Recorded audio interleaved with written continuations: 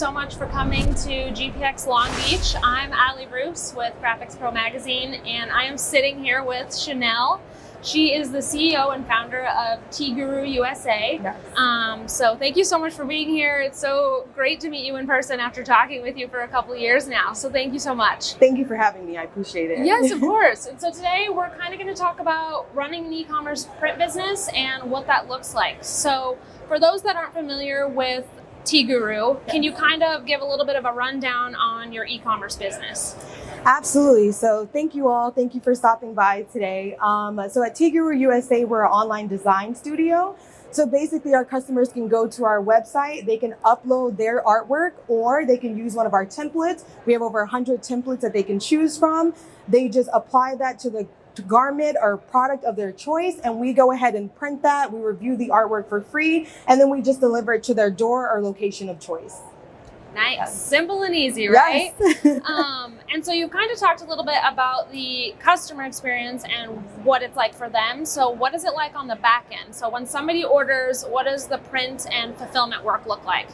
Absolutely. So the software that we have on the site, it provides a print ready file for us. So we just take that print ready file, we'll do any adjustments if needed. We go ahead and send that over to the printer, print that onto film, or if it is an order, depending on the quantity that requires a heat transfer, then we'll process it that way. If not, we'll go ahead and burn the screens, and it's normal screen printing from then on out. All right, yes. Awesome. And what does your staff look like right now? How many people are in your facility in California? Yeah, so any given day, there are about 10 of us in the facility at any given day. Okay. All working. We have about one manual, 2 automatics, 2 DTG machines, and embroidery machines as well. Awesome. And so diving into the details a little bit of your website, what would you say are some must-have features or elements of a good, successful e-commerce site? I would have to say understanding that it's trial and error. When it comes to e-commerce, a lot of your end customers are those that are looking for t-shirts for a holiday event or a church gathering. And so just understanding their needs and catering to those needs. One of the biggest things that I would have to say for e-commerce is the fact that we have templates. A lot of times those visiting our site, they don't know much about artwork, and so they're just coming there because they're told that they need to order shirts, but they don't really know what that process should look like. So a lot of times we'll find that they'll start with our templates, and that really helps to guide them on what their design should look like. So just talking to a lot of them, identifying what their needs are, and being flexible to adjust to those, because e-commerce, it's always changing. And grabbing someone's attention is so hard. As far as another thing to really be successful in it is really understanding how to be seen online. And I'll be honest, we still struggle with that. And that's because things are always changing so much. Google is changing on us. Viewers are changing on us. And so Facebook is changing on us. And so just always staying on top of the different ways that we can be found online is one of the hardest things, and something that we work so hard at. Yeah, absolutely. Yeah. And so when somebody first comes to your site, do they have the option to reach out to somebody directly, or do they kind of go through, I know you have like a quiz that you feature on your website. So what does that process look like? Is it just, automatic? So they do have the option for live chat. I think anytime you go online, sometimes we want to talk to someone, so you can either call us or you can chat with us online. As far as what you mentioned, Allie, we do have a quiz on our site because, again, something else that we found is that people don't even know what product to choose, right? And so our quiz, you answer a few questions, you tell us what you're looking for, and it'll guide you onto 3 top products that we have available that meet your needs. And so say a customer maybe doesn't like or prefers a different kind of product. After the 3 top products are offered, what happens at that point? At that point, typically they're live chatting with us. Yeah, definitely. And that's why the live chatting exists. So at that point, they're definitely reaching out. And they're kind of seeing what else we can do to guide them in the right direction. Yeah, absolutely. And like you said, today's world's constantly changing. Yes. Everybody's demanding, quickness, ease of use. And I know for me, like if I'm on a restaurant website or a clothing website, if it's not easy to get around and navigate and find what I need, I'm out.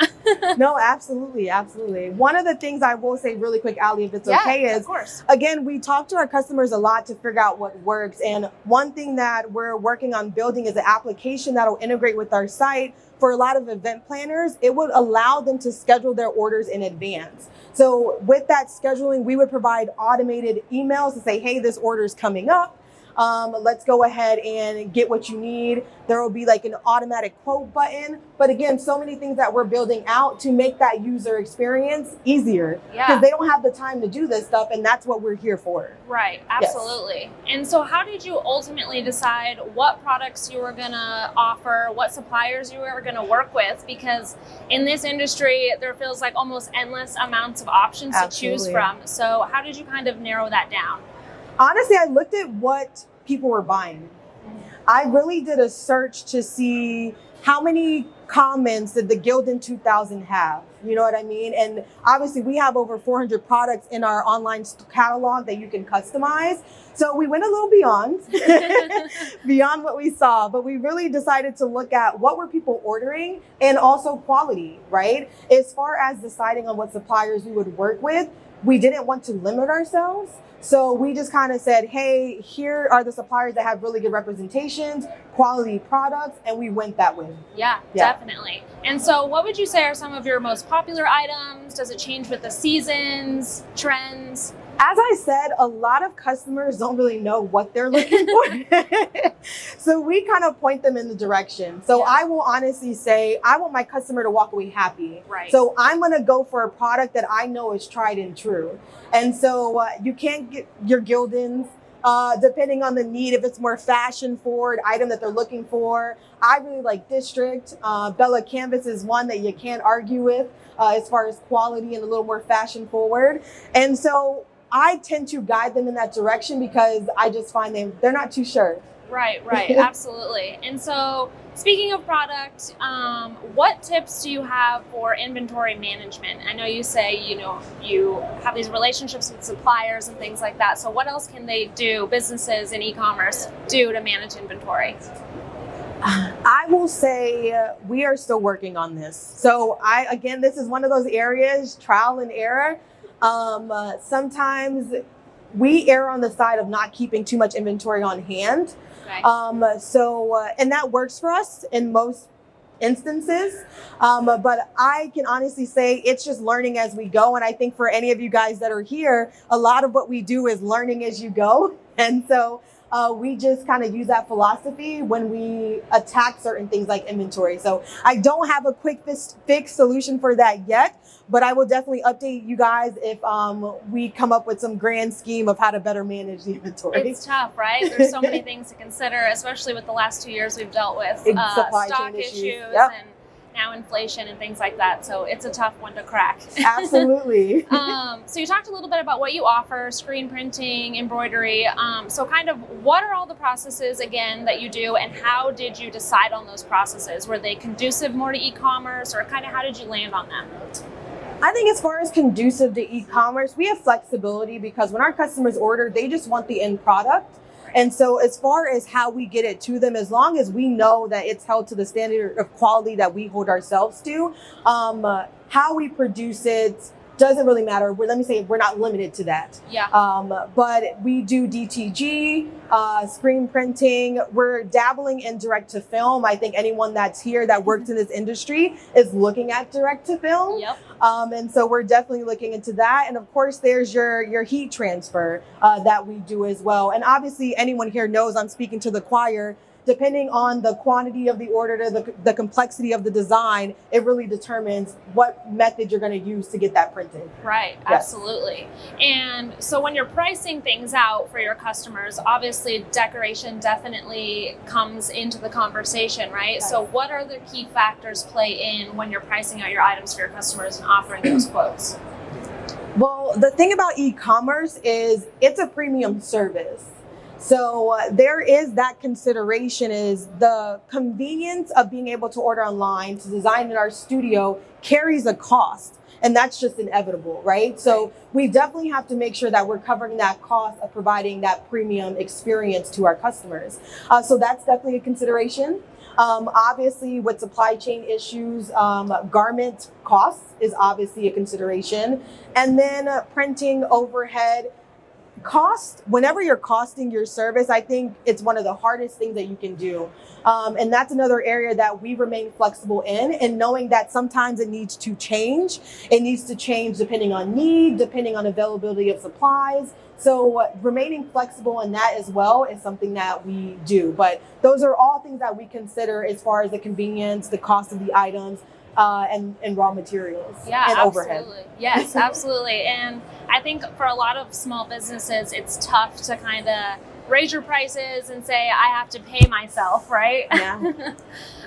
So yeah, lots of things to consider. And with e-commerce, you're thinking about packaging, shipping, Yes. the whole fulfillment process. So. Yes. And so when we're talking marketing, right, you're all online, you're all e-commerce. So marketing fits into the conversation of success. So what are your strategies? What have you found successful? What have you found not successful? This might sound strange, but I have not found it successful to jump headfirst into paid advertisements. I have found that that is not necessarily the route to go for us right now. Okay. To be quite honest, we live in a space where there are so many conventions coming in. We're in Vegas, so many conventions that are coming in, and in California, our second location. And so word of mouth. I mean, I know it's so old, an old way of thinking, but word of mouth is really the go-to. We connect with so many people at so many events, and just really putting ourselves out there to not just build relationships for the purpose of business, but to build relationships for the purpose of building relationships. Yeah, absolutely. And before we got started in this interview here today, you were kind of talking about how you go to a lot of different conventions in Vegas and kind of just get yourself out there, meet new people, markets that you maybe hadn't thought of before. Tap into those, right? Absolutely. So I was telling Allie that there are so many conventions. There's a convention for everything that you wouldn't imagine that passes through Vegas. Reptile conventions, you name it, you're going to see me there. I've got samples to show you. I got a business card to hand out just to tell you about what we got going on. And as I said, whether we're just building a relationship or business comes from it, I don't care. It's just about taking the time to connect with people for me. Absolutely, absolutely. And so in previous conversations that we've had, you have told me that your goal is to have a customer get to your website and be able to order custom apparel in 10 minutes or less. Yes. So how are you able to kind of guarantee that for people? Well, we definitely take a lot of feedback to make sure that that's working. Yeah. So we are constantly making sure that we are achieving that in everything that we do. I think if anyone's familiar with running a business or being a part of an organization, KPIs are very, very important. And so that is one of our KPIs, making sure that that experience can happen successfully in 10 minutes or less. As we hinted to earlier, we have our quiz online that helps you identify the product that is best for your particular order. And then also, as I alluded to earlier, an application that we're wanting to build out on the website that really allows you to schedule those orders in advance, so that you're able to simplify that experience and order faster. Definitely. But a lot of feedback is what we rely on to see if that's even working. Absolutely. Yeah. You want to hear from people, right? Absolutely. Tell us what to do better.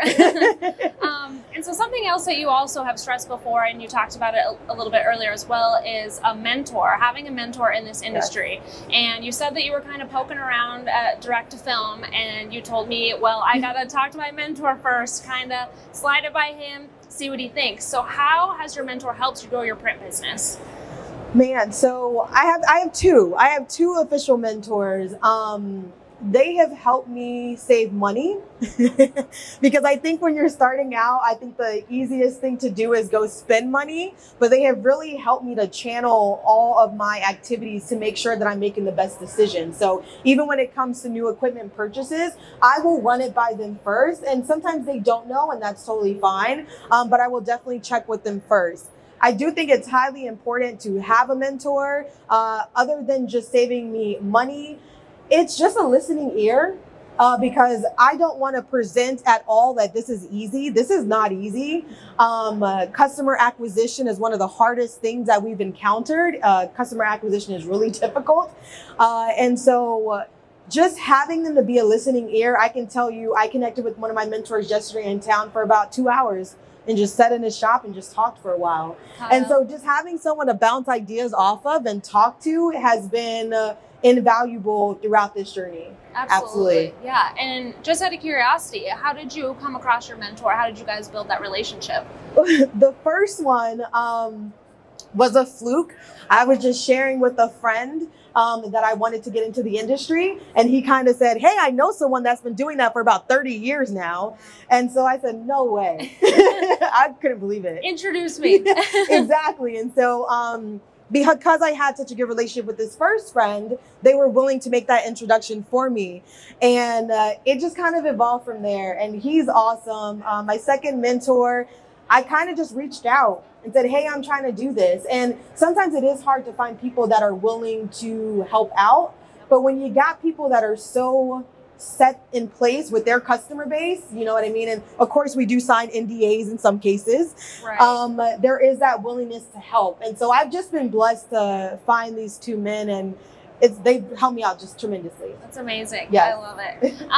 And so for others looking to take their business online or maybe start a print-on-demand e-commerce business, what major lesson have you learned that maybe you wish you knew when you first started? One of the biggest parts, obviously, with e-commerce is the fact that there is some sort of web development process to it. And that has probably been one of the hardest parts, right? You can go into this having a grand idea of what you want your website to look like. And then you go to a developer and you find out that there are limitations. So when it comes to that, I would say you really have to find a developer that knows a lot, but is also willing to step outside of the box with you, right? I don't believe in a cookie cutter website. My website needed to look the way I wanted to look. And so making sure, vetting web developers and making sure that they had that same vision and were willing to work with me was key to us being able to carry this out in the way that was authentic to the brand that I want to build. Yeah, absolutely. Yeah. So research, just like with anything else in a business, right? Absolutely. Research. Absolutely. So great question. So the question was, so everyone heard it, is how am I building those relationships when I actually go to these conventions? I'm going with my tote. I'm going with samples. I have pens. I have t-shirts that I provide, and I just walk the halls. If there's an exhibitor hall, I will walk it and I will just reach out to people. And that's really how I make those connections. Very organic, very word of mouth, like you said. It is. Absolutely. Any other questions? And so if people want to reach out to you, learn more about Tea Guru USA, where can they find you? Absolutely. So check us out on Instagram, Tea Guru USA. Also online, www.teaguruusa.com. Also, as I said, I'm all about building relationships. Check me out on LinkedIn. You can find me at CJ Stovall on LinkedIn. Go ahead and send me a connection and let's actually connect. I'm all about those actual connections. Yes, exactly. Here we are 2 years later. We get to meet in person. So thank you so much for your time. We really appreciate it. We're so glad you're here. Thank you. Thank you for the opportunity. Yes, of course. And thank you all so much for coming to the show.